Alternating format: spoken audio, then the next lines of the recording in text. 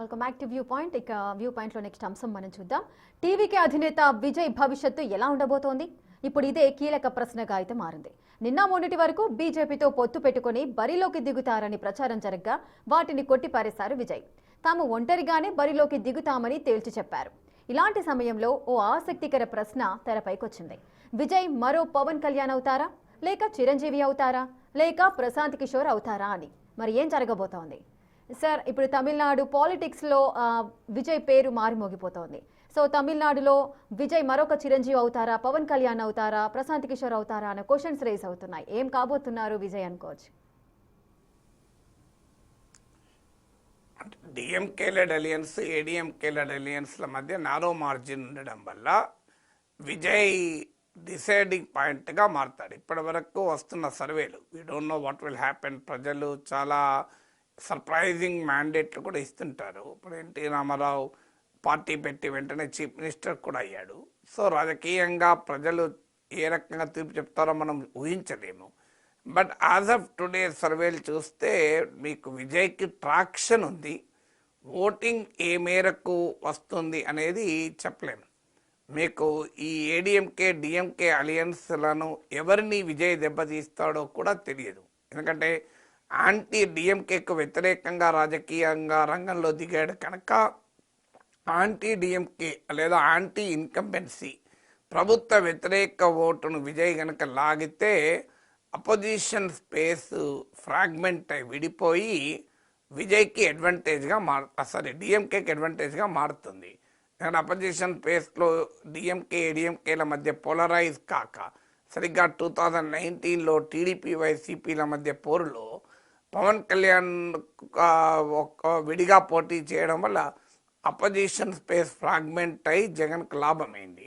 2024లో YCP వ్యతిరేక vote చీలకూడదని Pawan Kalyan తీసుకున్న వ్యూహం గేమ్ చేంజర్గా మారిపోయింది. సో లేదు, విజయ్ యాంటీ బీజేపీ పాలిటిక్స్ కూడా ఇప్పటిదాకా మాట్లాడుతూ వచ్చారు. మీరు అన్నట్లు మధ్యలో బీజేపీతో కూడా కలుస్తాడా, కాంగ్రెస్తో కలుస్తాడా అనే స్పెక్యులేషన్ ఉన్నప్పటికీ కూడా తన పొలిటికల్ రైవల్ డిఎంకే, తన ఐడియాలజికల్ రైవల్ బీజేపీ అని చెప్పాడు.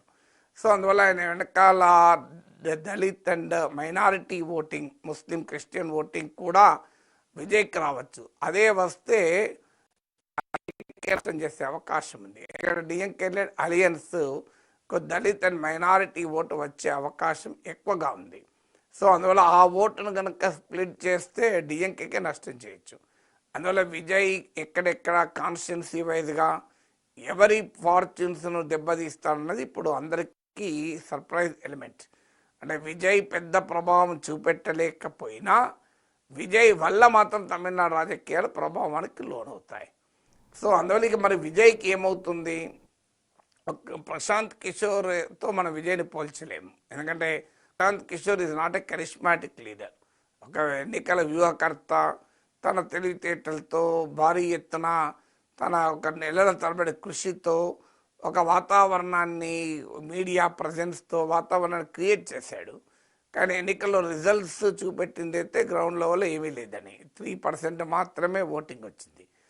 కానీ ప్రశాంత్ కిషోర్ లాగా విజయ్ కాదు. విజయ్ ఆల్రెడీ తమిళనాట భారీగా జనాకర్షణ కలిగిన యాక్టరు. సో మనం ప్రశాంత్ కిషోర్తో కంపేర్ చేయలేం. అందువల్ల ఇక ఫిలిం స్టార్స్ పాలిటిక్స్లో మీకు రకరకాల స్టార్స్కు రకరకాల మ్యాండేట్లు ఉన్నాయి. ఎన్టీ రామారావుది ఒక అద్భుత విజయగాథ. అదే మీకు డిఎండిఏకే విజయకాంత్, చిరంజీవి, ప్రజారాజ్యం పార్టీ చిరంజీవి, ఈ రెండు కొంత ప్రభావాన్ని చూపి తర్వాత ఫెయిల్ అయ్యాయి. రజనీకాంత్ అయితే పార్టీ పెట్టకముందే ఆయన పార్టీని ముందుగానే అసలు పార్టీ పెట్టకుండానే వెళ్ళిపోయాడు. కమల్ హాసన్ నామమాత్ర ప్రభావం కూడా చూపెట్టలేకపోయాడు. మీకు పవన్ కళ్యాణ్ 2019లో విడిగా పోటీ చేసి తనకు కొంత ఓటింగ్ ఉన్నా కూడా పూర్తి స్థాయి ప్రభావం చూపెట్టలేకపోయాడు. ఎందుకంటే ఎన్నికలు రెండు కూటముల మధ్య రెండు శక్తుల మధ్య పోలరైజ్ అయినప్పుడు థర్డ్ పర్సన్కు ఓటు దెబ్బ పోతుంది. ఎందుకంటే ఇప్పుడు జగన్ను గెలిపించాలనుకున్నాడు, జగన్ కోటేస్తాడు. చంద్రబాబు నాయుడు గెలిపించాలనుకున్నాడు, చంద్రబాబు నాయుడు కోటేస్తాడు. చంద్రబాబు నాయుడు ఓడించాలనుకున్నాడు, జగన్కు ఓటేస్తారు. జగన్ ఓడించాలనుకున్నప్పుడు చంద్రబాబు నాయుడు కోటేస్తాడు. మధ్యలో పవన్ కళ్యాణ్కి ఓటేసే వాళ్ళు తగ్గిపోతారు. అంటే రెండు పార్టీల మధ్య, రెండు ఫోర్సెస్ మధ్య రాజకీయం పోలరైజ్ అయితే థర్డ్ ప్లేయర్ స్క్వీజ్ అయిపోతాడు, థర్డ్ ప్లేయర్ మధ్యలో తగ్గిపోతాడు. సో అదే జరిగింది 2019లో పవన్ కళ్యాణ్కు. పవన్ కళ్యాణ్కు ఉన్న మద్దతు కూడా పూర్తిగా ఎక్స్ప్రెస్ కాలే. 2024లో పవన్ కళ్యాణ్ విన్నింగ్ కాంబినేషన్లో ఉన్నాడు కనుక మీకు వైసీపీ వ్యతిరేక ఓటు చీలక కూటమి లాభపడింది, పవన్ కళ్యాణ్ లాభపడ్డాడు. అంతకుముందు 2 సీట్లలో తానే పోటీ చేసి ఓడిపోయిన పవన్ కళ్యాణ్ ఇలా 21/21 100% స్ట్రైక్ రేట్తో గెలిచాడు. కానీ ఇప్పుడు విజయ్ విడిగా పోటీ చేస్తే పవన్ కళ్యాణ్ అవుతాడా అంటే 2024 పవన్ కళ్యాణ్ కాదు, 2019 పవన్ కళ్యాణ్ అవుతాడా లేడా అనేదే క్వశ్చన్. లేదు చిరంజీవి లాగా, డిఎండికే విజయకాంత్ లాగా ప్రభావం చూపెట్టాడు. ఎందుకంటే రాజశేఖర రెడ్డి, చంద్రబాబు నాయుడు లాంటి బలమైన నాయకులు, కాంగ్రెస్ టీడీపీ లాంటి బలమైన పార్టీల మధ్య పోలరైజ్ అయిన రాజకీయాల్లో చిరంజీవి ఎంటర్ అయ్యి 18% ఓటు, 18 సీట్లు, 71 లక్షల ఓట్లు తెచ్చుకోగలిగాడు.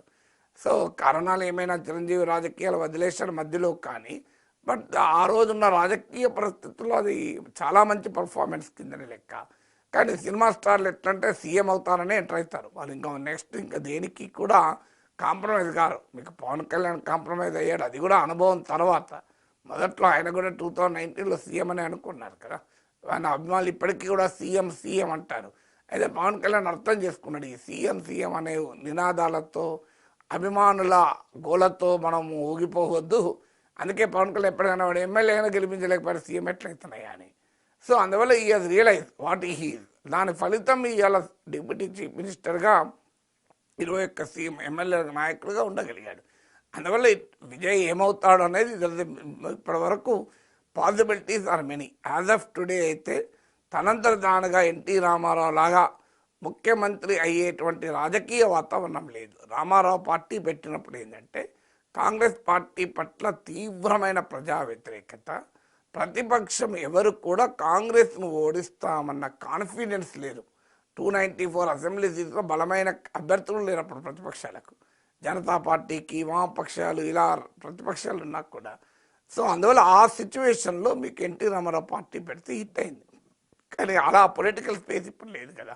ఇప్పుడు పొలిటికల్ స్పేస్ చాలా పోలరైజ్ అయి ఉంది, సాచురేట్ అయి ఉంది కనుక ఈ పొలిటికల్ స్పేస్లో విజయ్ అంటే ఇద్దరు లేదా ఢిల్లీలో కేజ్రీవాల్ ఫినామినా ఉంది.